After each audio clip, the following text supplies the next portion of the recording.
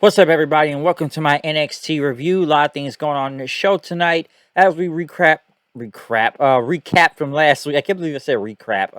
Recap from last week with the farewell promo. I guess for now, possibly with Johnny Gargano basically being attacked by Grayson Waller, who have now, I guess I should say that they probably made the biggest heel in the NXT brand right now.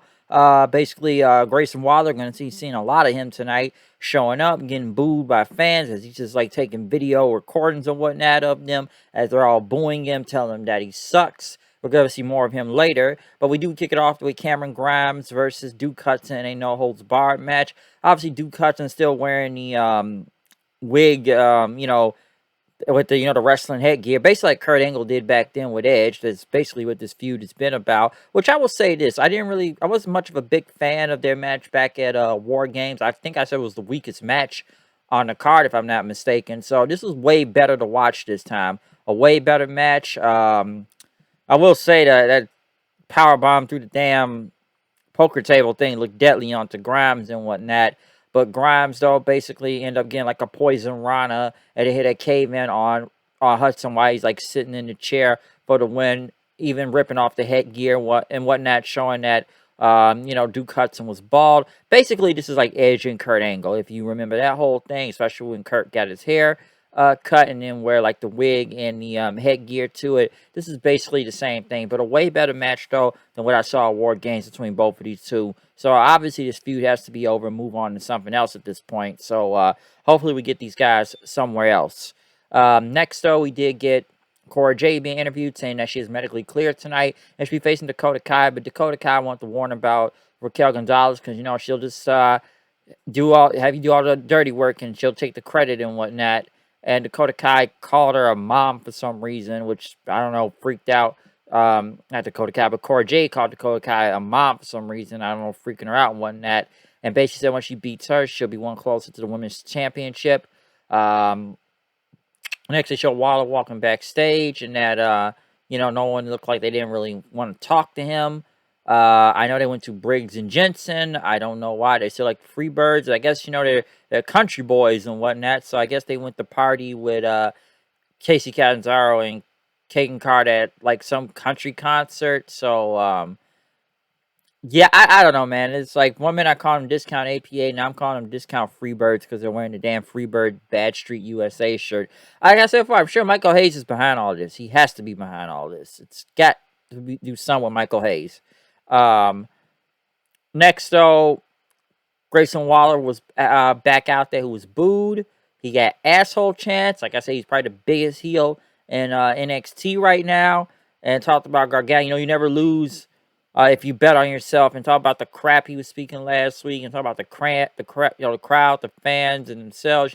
Getting all the views after what he did last week, showing what's going on, showing the replay of it. And I've been celebrating all week with everything and showing off all the angry tweets, even one by Barrett and whatnot. But listen, it's not 2010 anymore. I don't need your approval. And then talk about Vic Joseph. You're Gargano's best friend, aren't you? Why didn't you do anything? You didn't do a damn thing and you sat there. You did nothing. Okay? And Waller said, I don't need friends, family. I only need myself, which is Grayson Waller. And, Barrett says, I tried to, I wanted to like Waller and whatnot, but, Joseph said, basically, we have to forget about him right now. So a very good promo from Grayson Waller, especially gloating. Probably, like I said, one of the biggest heels right now. After beating the hell out of Gargano, sending him off and whatnot. So this is working for him right now. Because Waller, I don't think he's really doing much before this, anyways.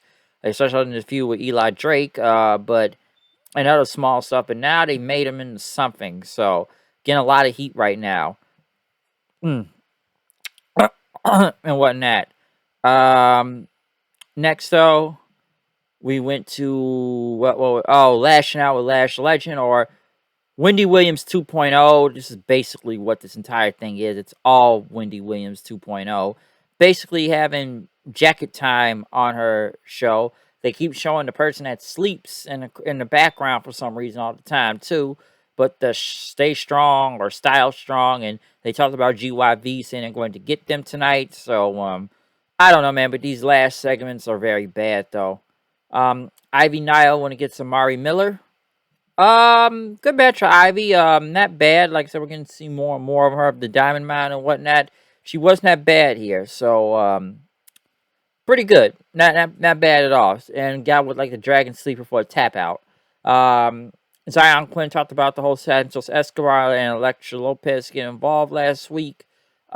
Basically, she knows the rules of Electra's game, and he said game on. But right after he left, Robert Stone showed up saying, like, hey, man, I'm not going to be disrespected anymore. You'll be ignoring me every week around here. Von Wagner shows up saying he's going to smash anyone next. And because he can, if he has a problem with it, they can say it to his face. That came out of nowhere. Matt Riddle, who shows up on every show now, Raw, SmackDown, and NXT, was, here at the stash, I guess. They got the stash, and there's a whole bunch of stuff in this stash. Glasses, batteries, headphones, scissors, some baseball bat, I think, Dragon Balls. Dragon Balls. They actually had Dragon Balls, surprisingly. John Cena's U.S. title and whatnot. It was a spinning one.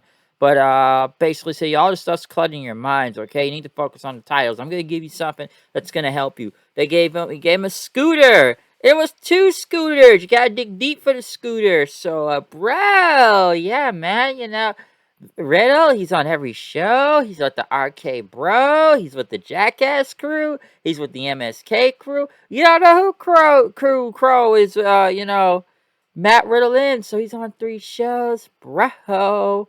Harlan making his in-ring debut. Beat Guru Raj. Not much I can say from here other than just a big Uranagi for the man. Basically a squash match. Big guy shit. Gacy basically asked him if he felt better. He said no. He went back to beat up the guy again until they stopped him.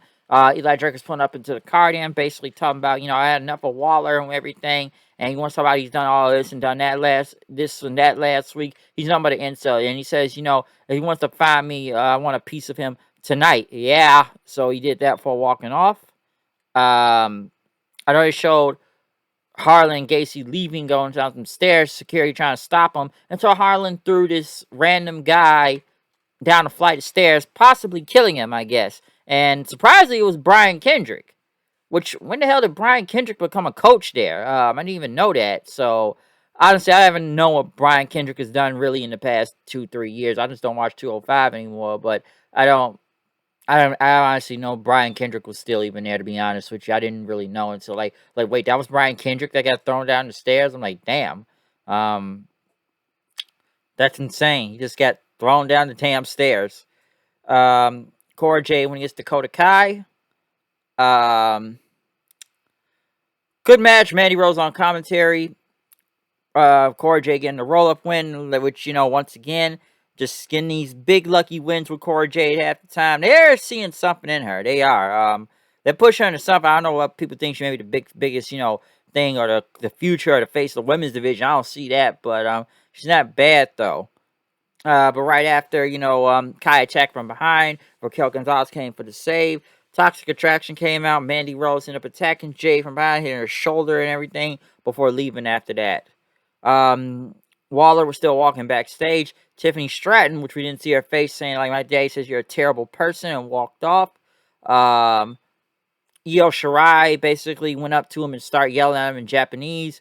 Waller took a chair and sat down, and then he says, I think she likes me and whatnot, after being, I guess, cursed out in Japanese and whatnot. So, he still sat there then. I know Gonzalez and Kai still are borrowing in the parking lot, use a whole bunch of weapons and stuff. Tony D'Angelo went against Andre Chase. D'Angelo got the win. Chase University's out there. Got sent back to school. Bada bing, bada boom. You know what I mean? But D'Angelo got on the microphone, basically talking about he was going to do an NXT. And now I'm done with Chase here. I got to get the, P. Pablo there. Basically, I got something you want. Done basically say, you do a lot of talking for someone with no track record. And, you have the thing saying, I go to face to face. Tony D'Angelo basically, it's just, you have a face that a mother could love, all right?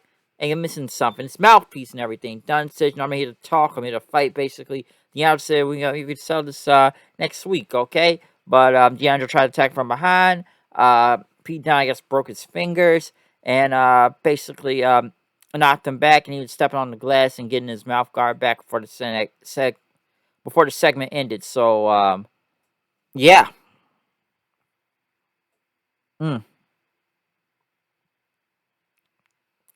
Wow, had some problem with it. But basically out there for the segment ended and whatnot. So yeah, Pete Dunne probably get a rematch, but basically he took his mouthpiece back and done from there.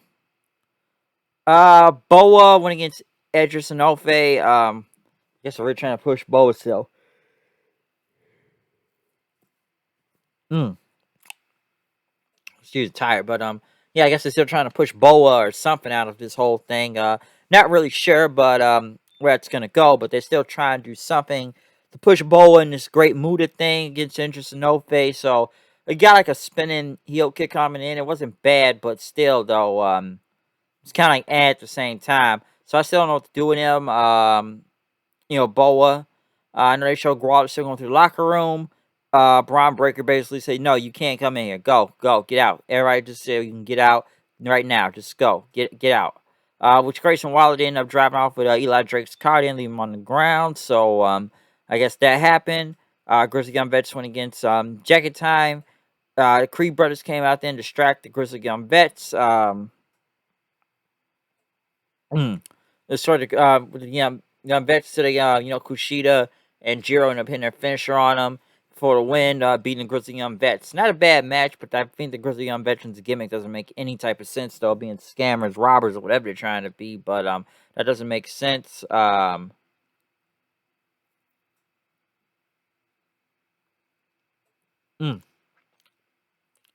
Wow, what was that? Getting a little tired there, but Jacket time. Jacket time. Jacket time. I have no idea what I'm talking about with jacket time. But other announcing the card for next week, we did get Roderick Strong and Bron Breakker in the main event. A good match, kind of what I expected. Of course, Roddy's going to do it in his power to make this look good or make him look good as possible. Breakker not bad out there also. Another very good match, okay? Basically, of course, Breaker ended up getting the win, beating Roderick Strong and stuff. Right after Tommaso Ciampa ended up taking him out, Willow's Bell, Fanshan Psycho Killer. And then, Ciampa says, you only won the battle. This right here is the war. So, the war continues, I guess, between Barker and Ciampa. So, we'll see what happens with that or where that's going to go. Hmm. Huh, yeah, where is that going to go? NXT, though. NXT.